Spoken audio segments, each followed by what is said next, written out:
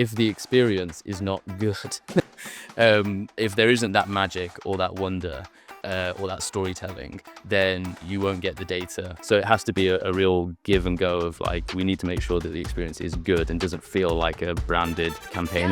Run it up.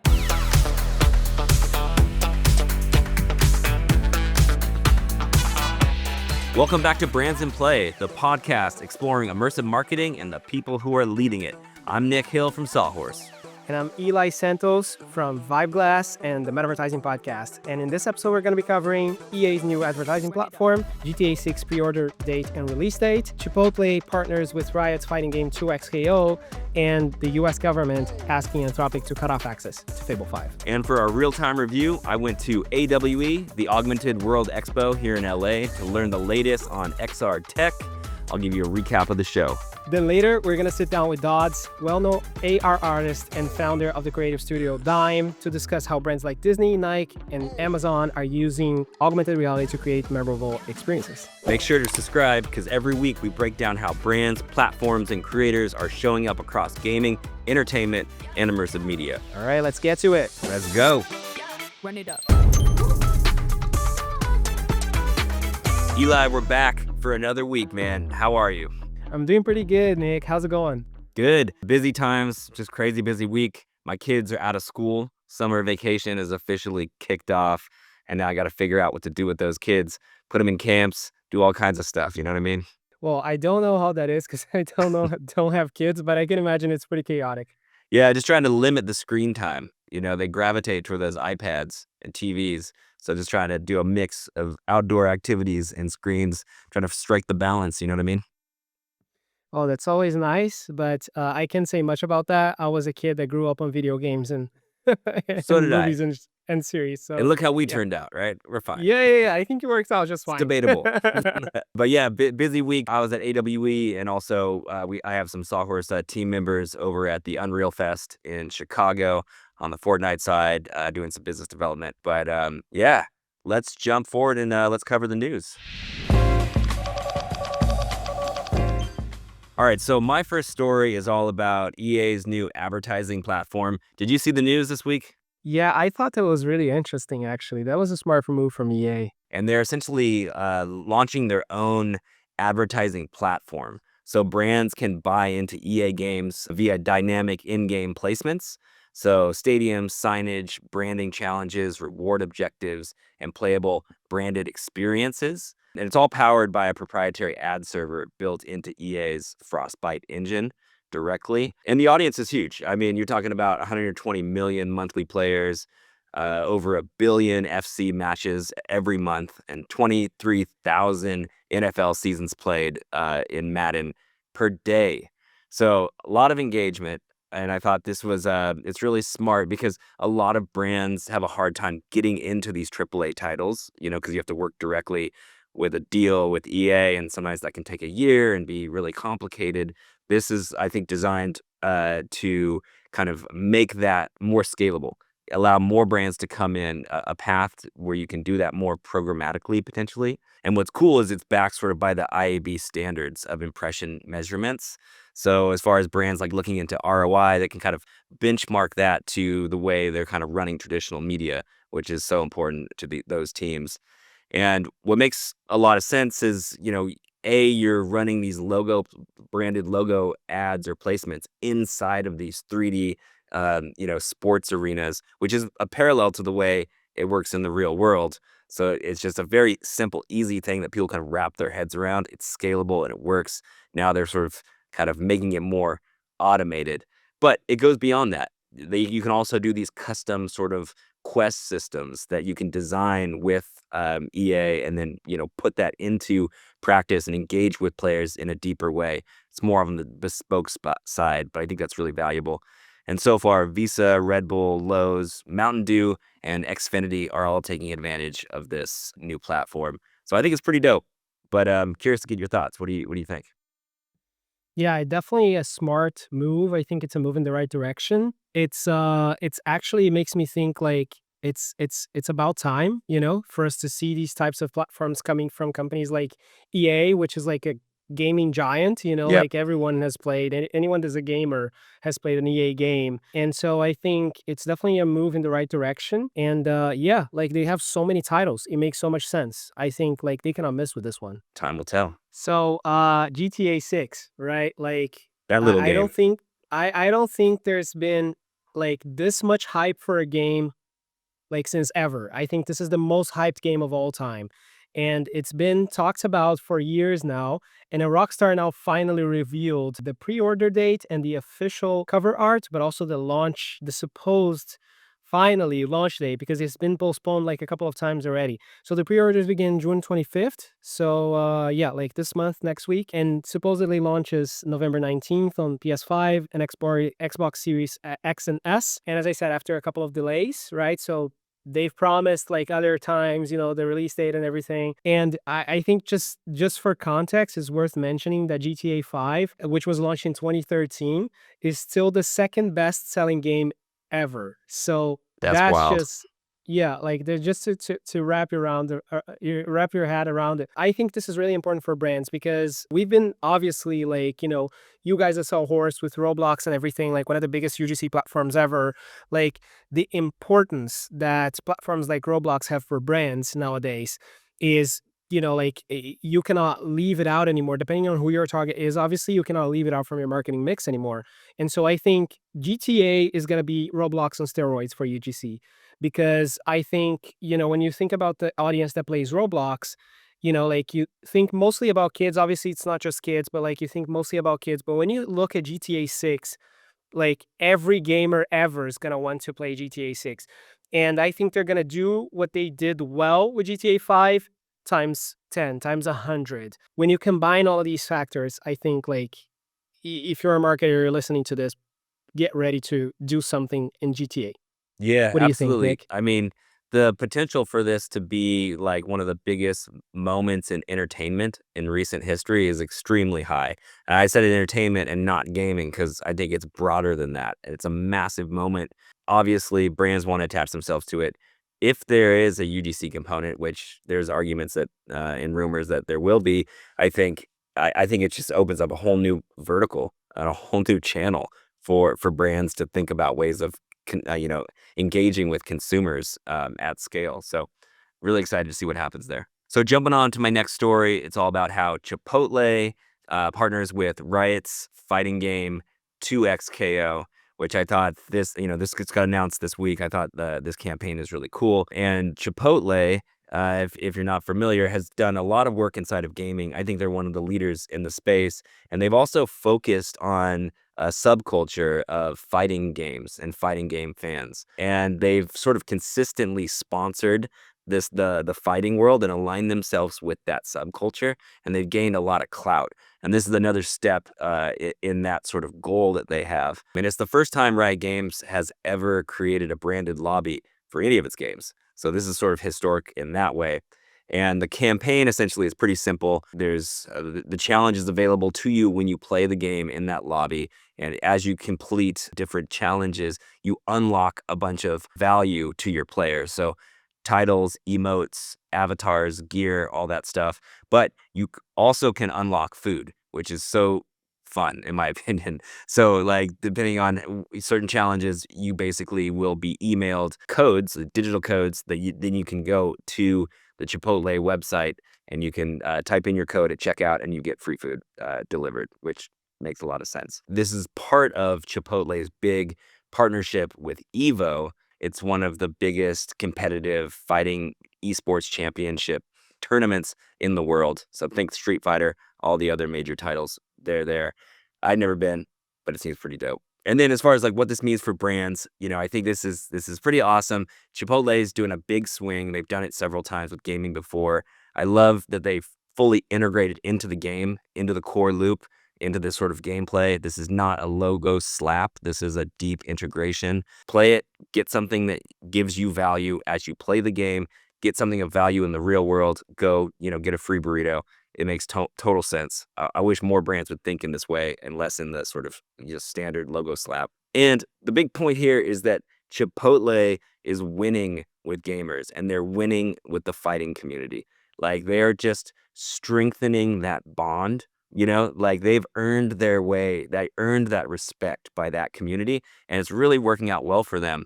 I had a friend that was at Evo, and he was saying there's moments in the tournament where the entire stadium was chanting Chipotle. So like I don't care what brand you are, you want an arena chanting your name. Chipotle's done it. So props to them. Curious to get your thoughts. They did it with Roblox, and I remember it was very successful. Yep. Like it was one of the highest selling digital days of Chipotle ever because of the integration that they did with Roblox. Yep. So I think like like they again, like showing how it's done, like the right way to do it. And I think that's really cool. Yeah, I mean, they're a leader when it comes to game marketing or interactive immersive marketing. They've done it IRL, they've done it with esports, they've done it with UGC gaming and other AAA titles. Like they get it, and they're making their impact, and it's paying off for them. So props to them. What's the last story? So let's talk about Anthropic and the new model Fable 5. We talked about it the last week. And I remember we were saying like, yeah, Fable 5 was released, like it's pretty good, like it's not like, oh my God, this is going to change the world, but it is pretty good. But we were talking about like, how was this there was this big concern about security and everything. Well, I guess we kind of ended up predicting what was going to happen because, yeah, the U.S. government asked Anthropic to shut down or potentially just, I wouldn't say disable, but like, disable Postpone. the access, Yeah. yeah, for people to use Fable 5. And yeah, it came directly from the U.S. government, which is crazy. So And they this were is mainly concerned. from a cybersecurity standpoint, right? It's like it's I think so it's powerful. also Yeah. Yeah, I think it's also a cybersecurity concern, but it's also like, they are afraid of what people can do with a model this powerful, not just from a cybersecurity standpoint, but also like how can they potentially use this? So I think just the biggest takeaway for brands here is how important it is to keep an eye on this because like it could be that you get access firsthand, like when other people are not paying attention to you, get access to new models, you get to be the first to leverage them, you get to see the potential, and this allows you to have, look into the future of AI and see like, oh, the things that you could potentially do for your brand, the things that you could potentially do for the company. And I think, the way also I think that's one side, but also the other side is that it's just the uncertainty of the new models, like you can get access today and then tomorrow not anymore. And like the things that you could do, you suddenly cannot do anymore. So just I think it's important to keep an eye out on what's happening in AI because it moves so fast and it's so unpredictable sometimes, but at the same time, it's also like the impact that it can generate for your business is so big. Yeah, and it's not going away. So from a brand perspective and brand marketing perspective, like you need to be leaning in and studying and staying on top of all these models that are coming out and how it can impact your business. But also, I think it's wise not to go all in immediately because you don't know who the winner is going to be. You don't know how models are going to change. So you just got to be a little bit guarded as you explore. But you can't ignore it because it is not. This is not a fad. AI is going to be overtaking our lives over the next few years for sure. Well, that's a wrap on the news. Let's go to real-time review.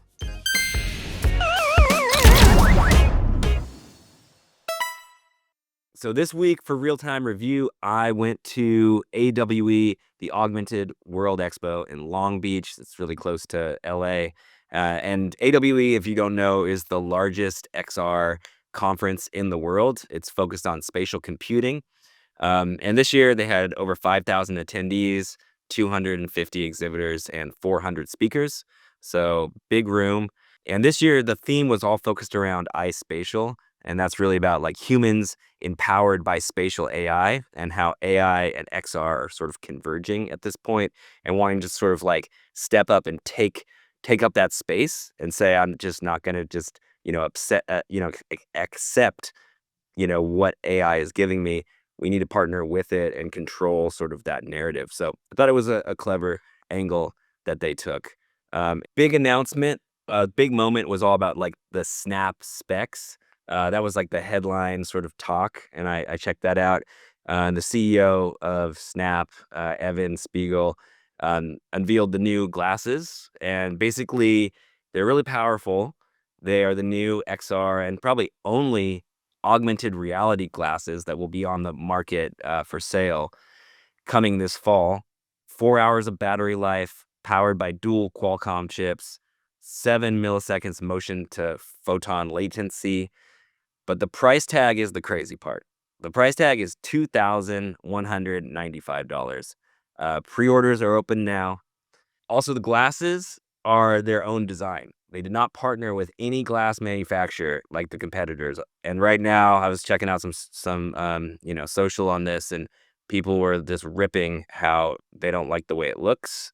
Obviously, people are ripping the price. It's way too much.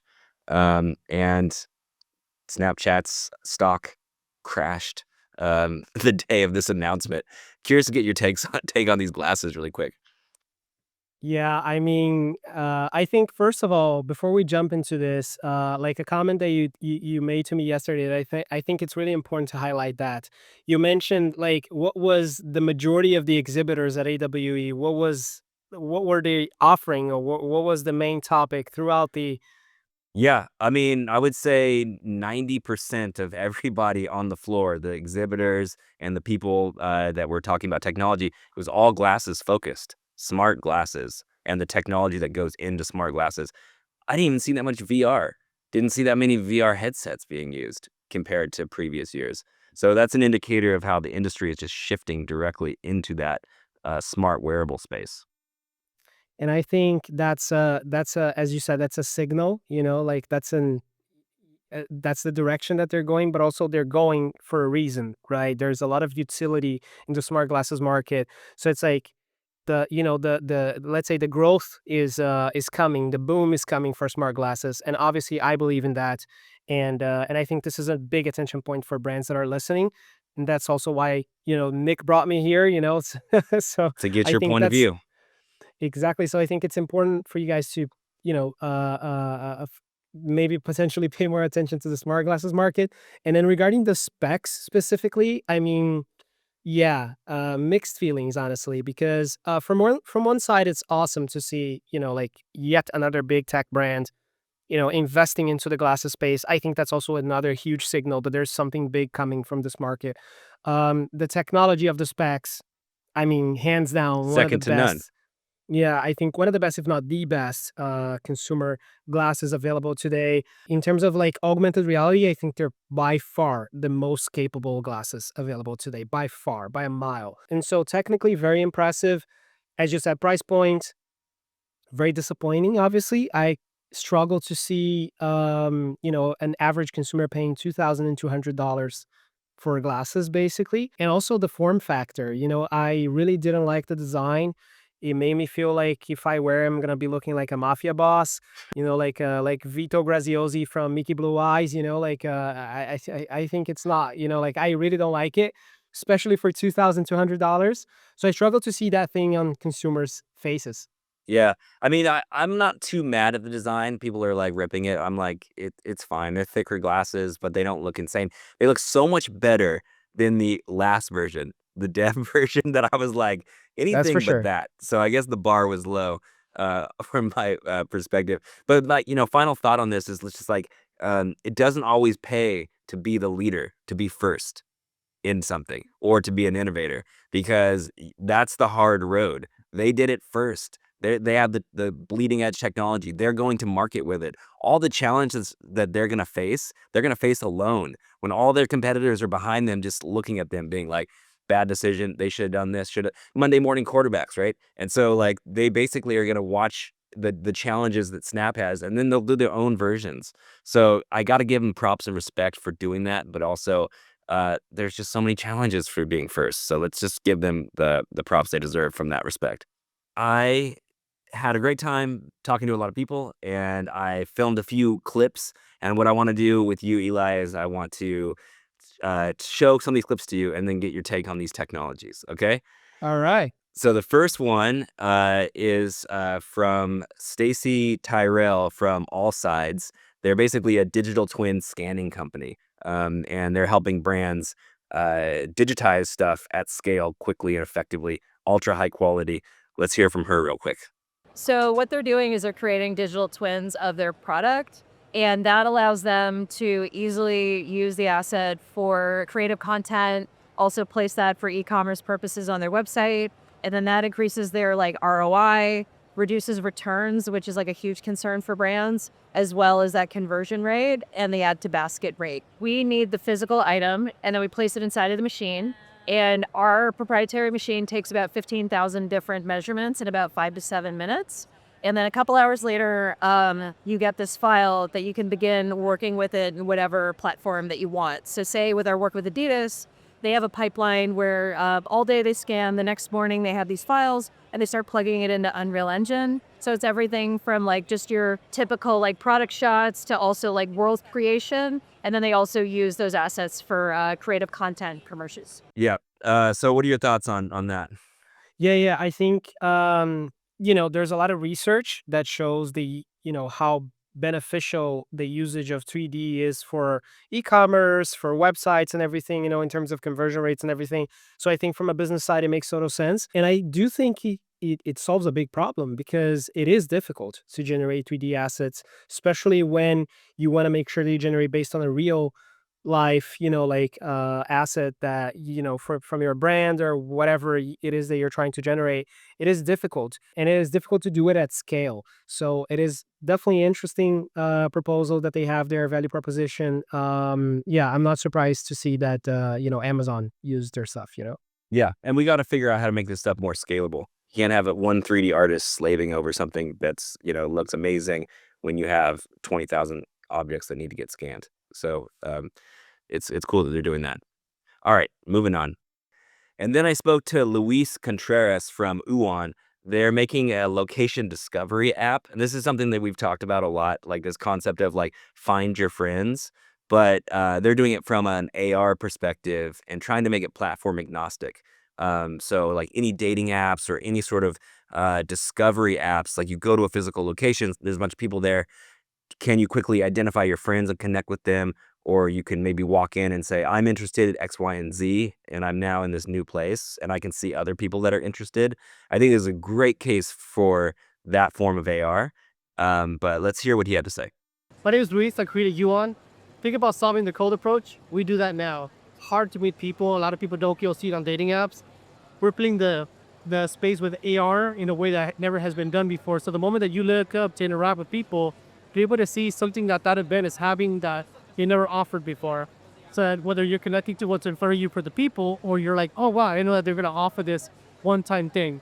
Yeah, I think it's an interesting. I had a similar idea. I remember when I was in high school, it would be cool to have an app that helps me approach people, because I think when you get, let's say, cold approach by someone for whatever reason, you don't know who they are. So I think an app like this could solve this problem of you get to see instantly who that person is, and if for whatever reason you're interested or not. So that is cool. But from a different perspective also, do I want to have a platform that allows people to cold approach me? Yeah, I don't know. So mixed feelings, but I love the creativity and I love the innovation.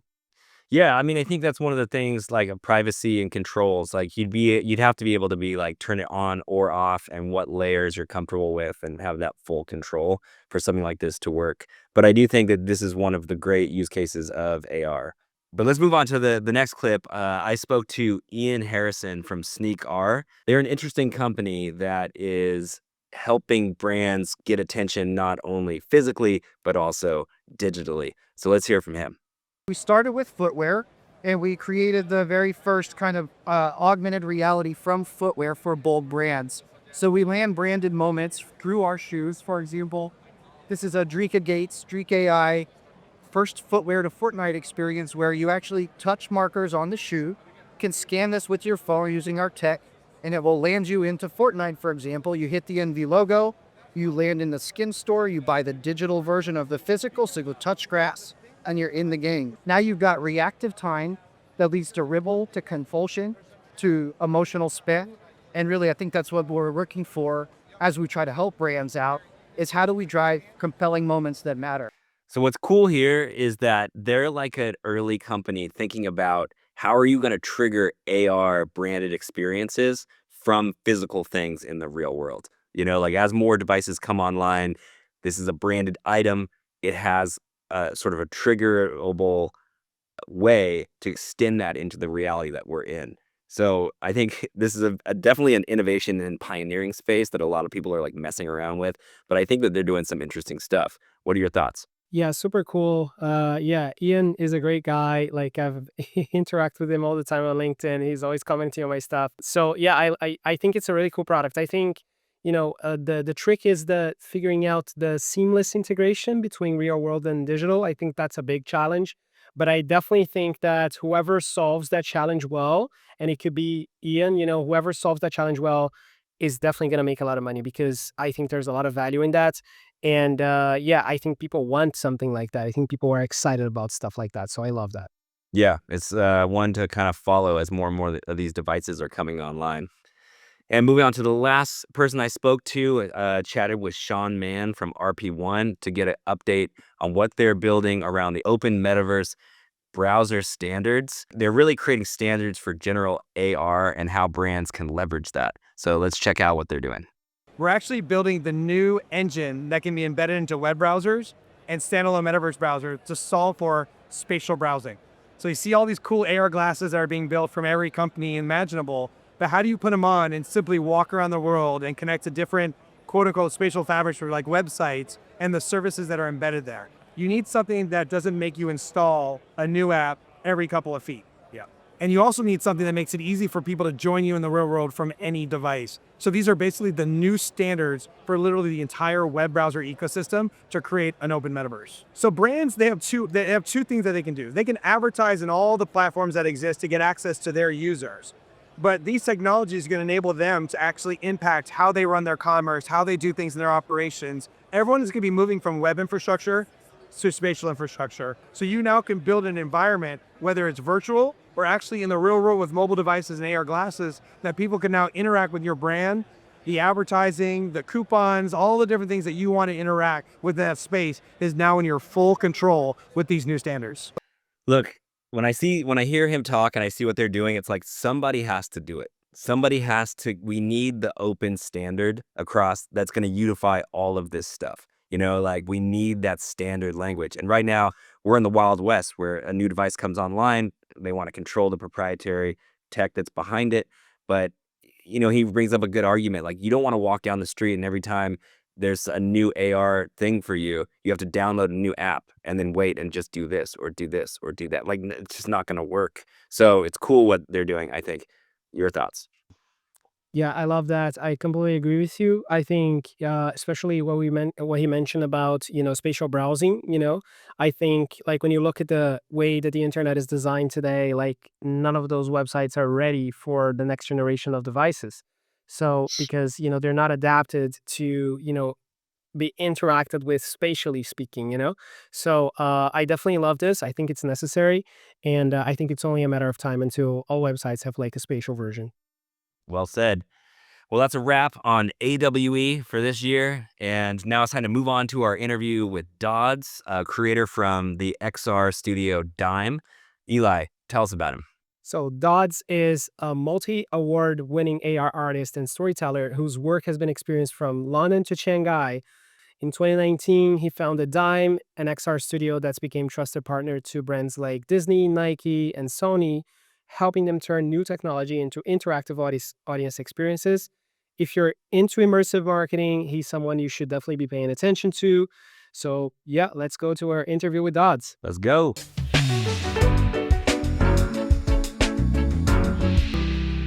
Doddz, welcome to the show. Welcome to Brands in Play. Thank you. I appreciate the invite, guys. I really do.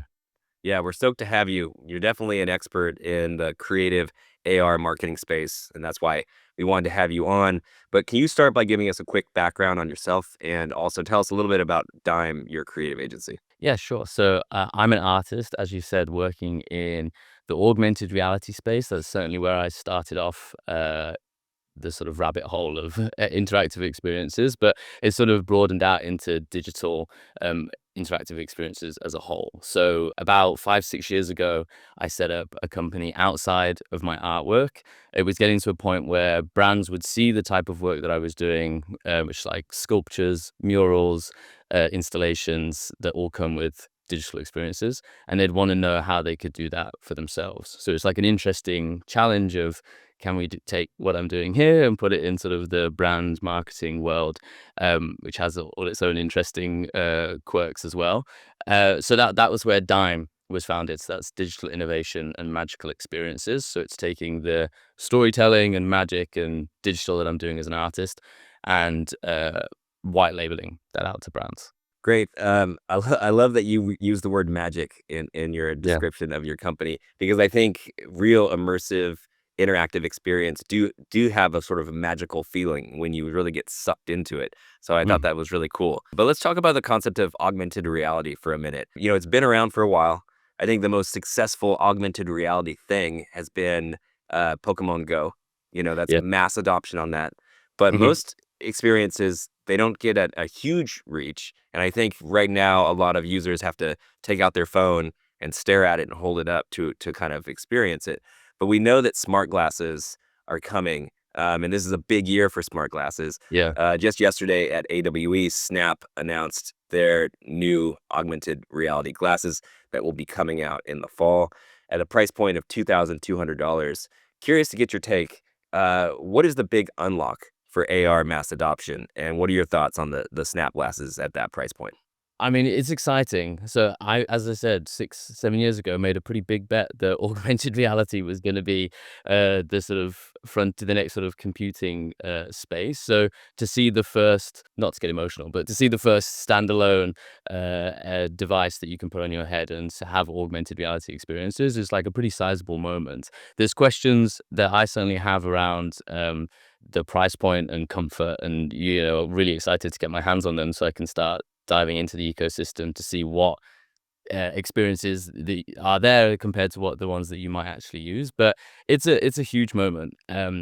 It's also a really interesting time this year, because you've got Meta have an event obviously in September. These glasses that you just talked about are coming out in the fall. You've got Xreal, who are partnering with Google, who are also coming out in the fall. So with that information, you'd expect Meta to try and get something out in the fall as well to try and keep up. So you've gone from no real AR consumer like glasses options to like all the big players apart from Apple having potentially something in the mix. So it's certainly a good time to be an augmented reality artist and working with brands. And I guess specifically to your question about the unlock for brands, I'm not sure that you should be making campaigns now for the fall that is going to be AR, because those glasses are coming out. That price point alone, I think the Xreal glasses are $1,500. They're expensive.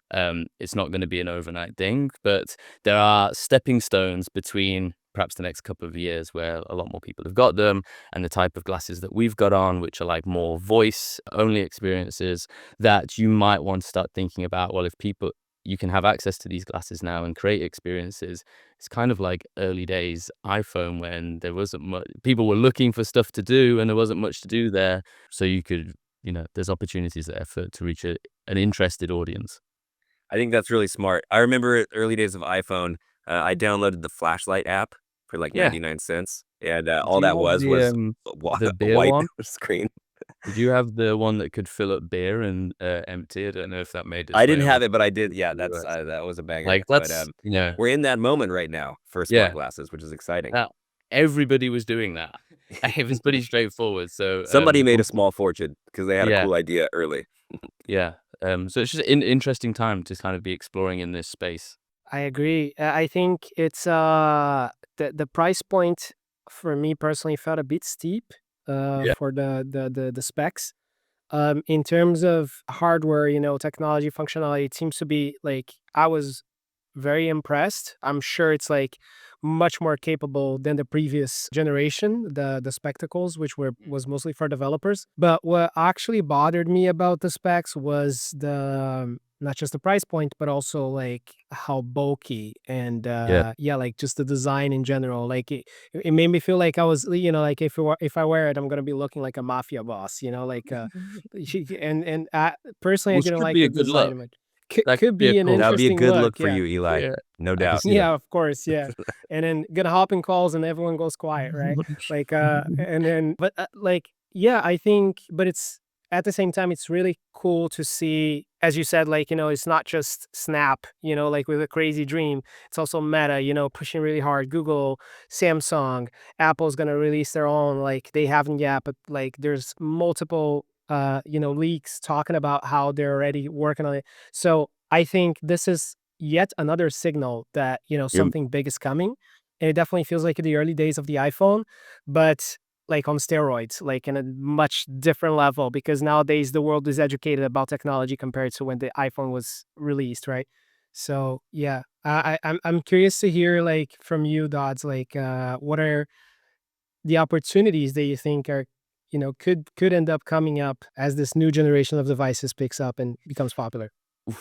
Big question. I appreciate you asking it, and I feel like we could spend this whole conversation talking about these glasses, and I do want to obviously talk about brands, but these glasses alone are essentially, if you had a pipe dream of what a pair of AR glasses would be, this has everything in them that you would want. Previous iterations like Xreal's previous work, when they're focusing on productivity, so you put them on and you work or maybe you game. Apple's headset was, I think, targeted more towards productivity as well. It's interesting that Snap are basically coming out swinging and going, we'll do entertainment. You can plug these in and wear them all day and wear them as have a big screen if you want to do work. You can do gaming in them. You can do social interactions as well. There is utility of like, there's the demo of you being able to change your tire or whatever it is on a car, cooking lessons and everything like that. So they're just showing you there's the unlock or the possibilities here are there's so many different directions. For me, I'm more in the entertainment or like interactive creative space, but for brands, I guess it's sort of the same question you could be asking yourself. It's like, what previous problems have I been having that now this new tool can potentially solve for me? And that's probably what a lot of AI problems were solving in the past. And if you're, I don't know, a fashion brand in a retail space, a personal shopper on your glasses that has all the context of every piece of clothing you own and what colors you like and all your other preferences can help you shop and spend. Like that's at scale, personalization at scale is not something you could really do now, but could do with these glasses potentially in the future. So there's the obvious things of what does the phone do that the glasses can do better, and then there's the other option of like, what can't the phone do, or the even better. e-commerce online is pretty terrible experience. Like, what is what can't these things do that the glasses could potentially? So we're not sure on options is probably the short answer. And that's the exciting part because we don't know yet, right? And it's like that's what we all get to do is experiment with new use cases and new kind of reasons for brands to engage in ways that we haven't even really thought of yet. So it's an inspiring time.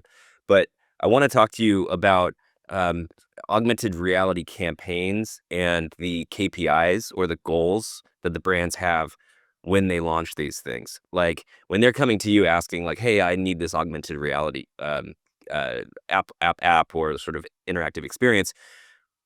What do they want out of that? And I think you mentioned it in our pre-call that oftentimes they're collecting data, and that's an important KPI. So can you kind of talk about the brand's goals? There was a learning curve for brands and agencies, certainly, as you would expect when they're coming to this new tech and they've only got previous campaigns to kind of like compare them against. So also if they're coming for perhaps like a filter that's going on social, whether that was Instagram previously, TikTok or Snapchat, they're comparing those KPIs to the reach of impressions and views and that sort of thing, which is totally valid. And these filters do crazy numbers, but then like the dwell time might be more interesting because you might get less people using them, but they might be using them for playing a game for 2-3 minutes. That's an interesting thing, but if you're comparing it to only on views, you might think that it's not doing as well as perhaps it is. But outside of the social sphere, the types of briefs that are coming up. One, we want to do all. We've seen it, we want to do it, which is fine. But then there's like an education of, well, what problem really are you trying to solve, and does it make sense? Like if you've seen some of the creative director post about it on LinkedIn, that's not a good enough reason for you to want to do it as well. Headlines.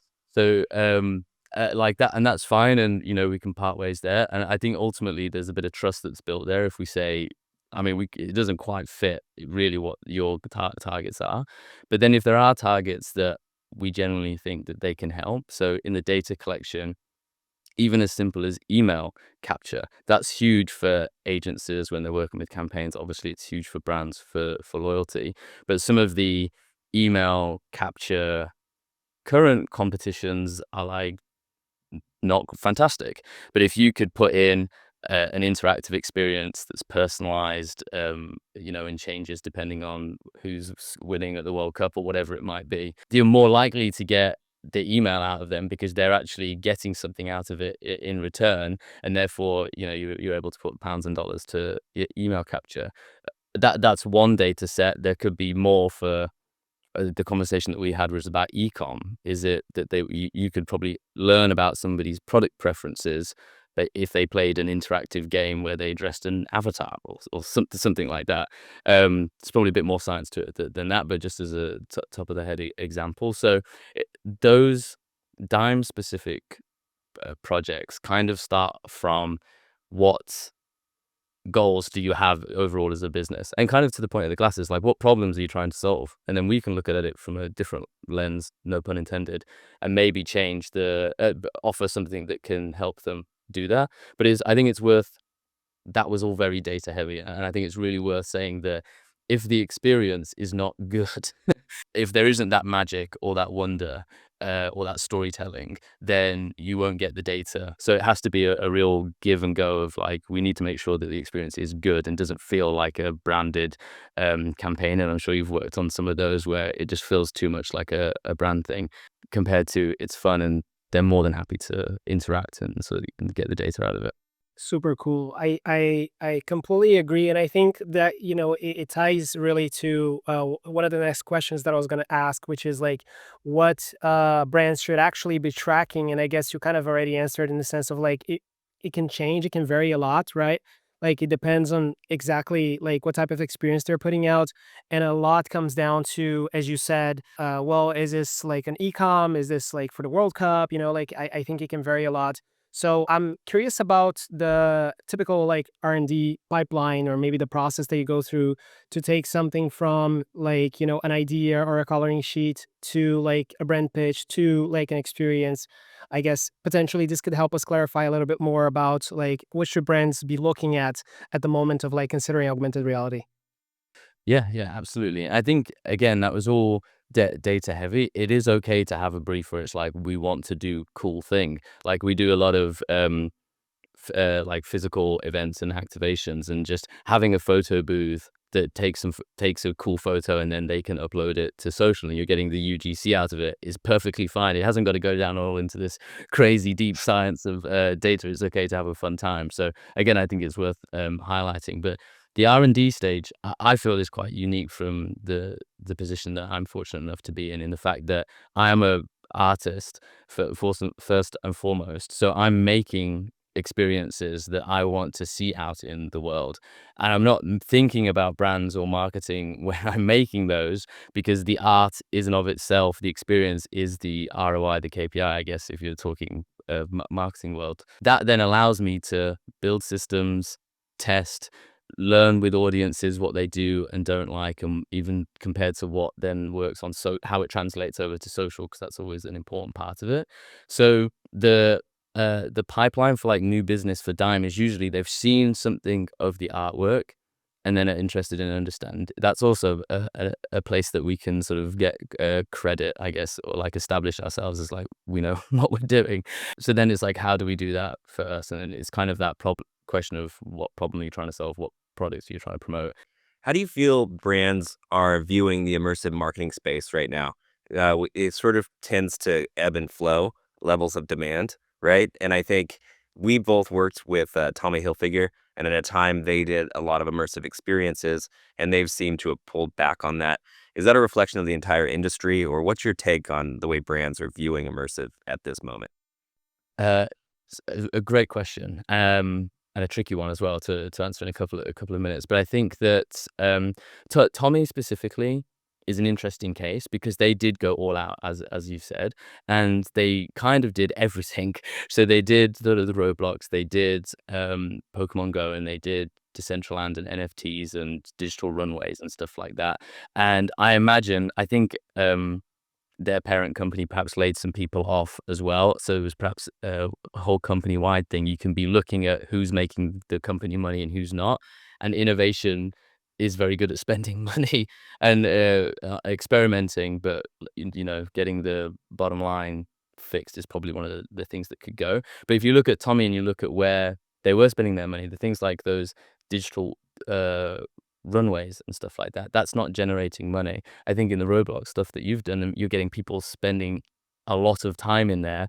There is money to be made in that because there's loyalty that's built out of it. And So, monetization, yeah. so I think if you're coming into the immersive interactive space, it's like you've got to pick and choose your battles, really.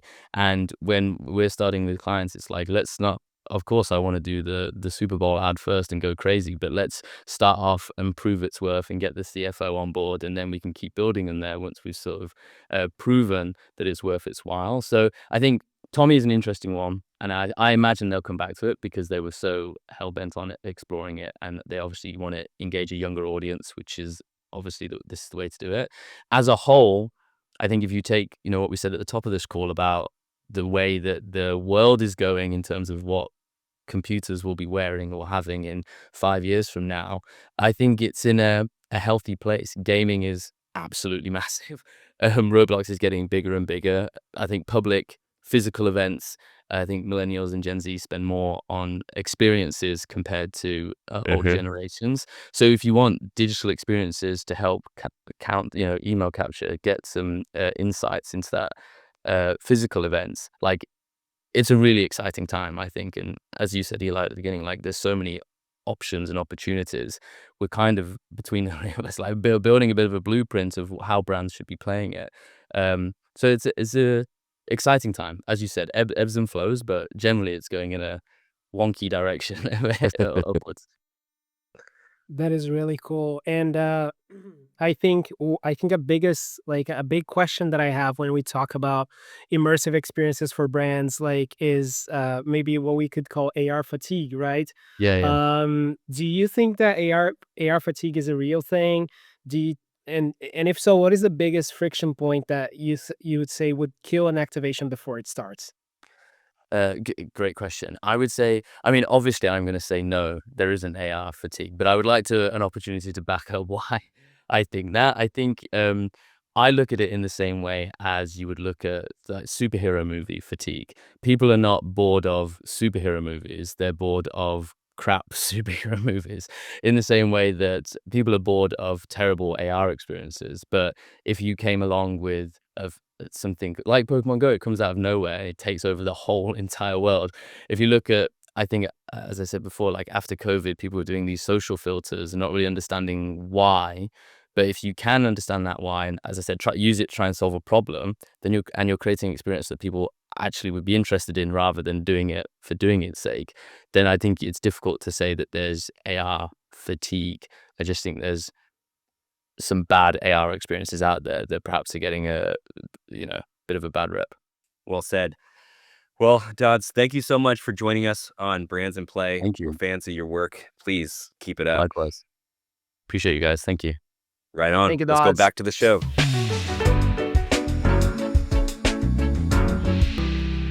Dope interview.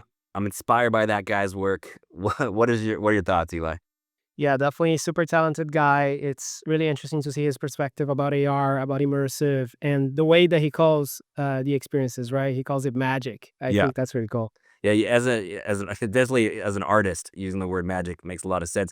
But really, you talk about immersion and like actually connecting with something. It has to draw you in, and that's something that is not even tech related. That's just art. That's just human connection. That's something that is special. So they do it well, which is great. And also, what I really appreciated in the interview was he was talking about having the right intention when you build something. Why are you doing that? Like he's kind of like, there's this, like you mentioned, AR fatigue. And that's because a lot of people are building a lot of bullshit, But if you can leverage the technology correctly and figure out what actual value you can add to the user's experience, it can actually be a really great thing. So they're doing awesome stuff. And, as we've all said, as more devices come online, there'll be more demand. There'll be more people building in this space. I'm really excited to see what Doddz does with Dime, along with everyone else that is joining that conversation. But let's keep it going. Let's go to hit, miss, bet. Let's go. So let's start with the hit. Travis Scott pulled up to the Brazil versus Morocco game wearing his latest collaboration with Nike and his brand Cactus Jack. So that was brilliant, by the way, because you can only buy it on his website and it's $126. There's also like some hoodies, some jackets and everything, but the jersey is $126. And just think about it, right? Like the guy got into the place that's getting the most attention in the entire world right now, and also one of the most relevant games. And I don't say that as a Brazilian. Like, I know that everyone pays attention to the Brazilian team. Yeah. And so he just jumps into one of the spaces that's been getting the most attention, wearing his latest collaboration with Nike. Also, something interesting to highlight, the collection also counts with Argentina and Portugal, which are not Nike brands. And so somehow he scored to do a collaboration with Nike and using the Argentina team and the Portugal team, plus France, Croatia, England, USA, South Korea, Australia, and Netherlands. Worth noting that his brand is known for releasing limited edition stuff and then just never selling it again, ever again. So it becomes this collector's item, and it just jumps up in value. So yeah, the hype is real. Smart marketing. I hope to have a platform one day where I can show up wearing something and people actually care. Time will tell. All right. What's your miss? All right, so for the miss, Timothée Chalamet got roasted for a Kalshi prediction market ad, and people are saying bro sold his soul. So he partnered with the controversial betting platform, or as some people call it, Kalshi. market prediction platform, Kalshi, for an ad directed by Academy winner Linus Sandgren. And Kalshi, as I said, they describe themselves as a prediction market platform, but everyone says that they're a betting platform. And so right now, obviously, betting platforms have just the biggest, most negative brand perception. And if you're an influencer and you partner with a betting platform, it's really bad for your brand, for your image, right? So obviously the online reaction was overwhelmingly not supportive to his endorsement. So yeah, I guess that was a big miss. So my bet for this week is, it's kind of a miss, but I still think it's a bet, which were the Snap specs that we were just talking about.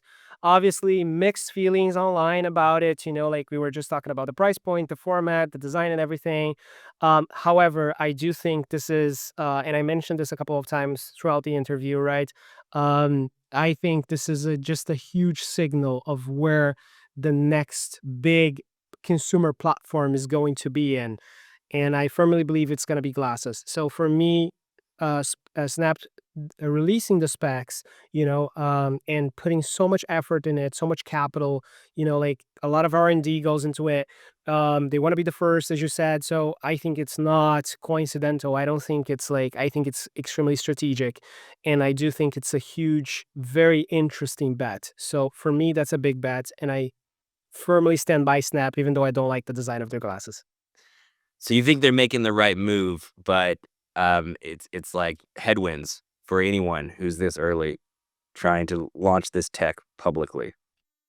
Yeah, I think it's it's early technology, right? So I think, just like any other early technology, I think, there's a lot of, good and bad, there's a lot of pros and cons, but I think ultimately in the future, I think in the long run, glasses are going to win. Agreed. I'll take that bet. But that's a wrap for this week's episode. I want to thank the audience for listening. I want to thank you, Eli, for joining us for another week. We appreciate your insights.